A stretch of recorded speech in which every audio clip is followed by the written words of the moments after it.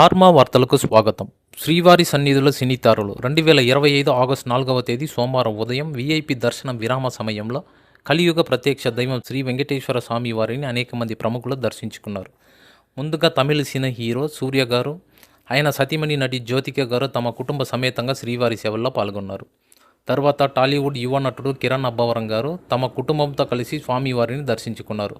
శ్రీవారి పాదాల దగ్గర మొక్కులు చెల్లించుకున్నారు.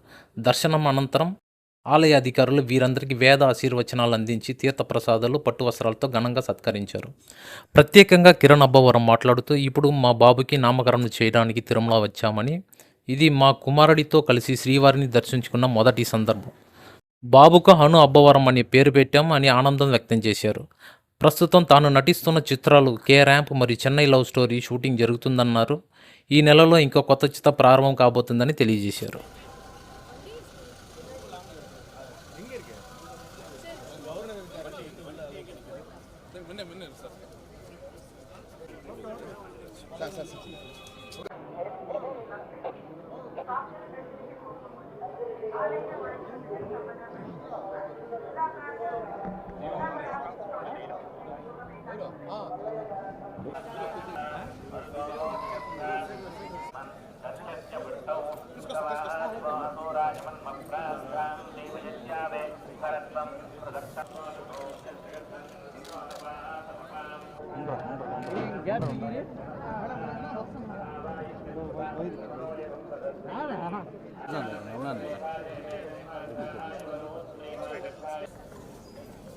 అంటే అదే బాబుకి పేరు పెడదామని వచ్చాము. ఇక్కడే తిరుమలలో బాబుకి ఫస్ట్ టైం పేరు పెడదామని చెప్పి తీసుకొచ్చాము. దర్శనం చాలా బాగా జరిగింది.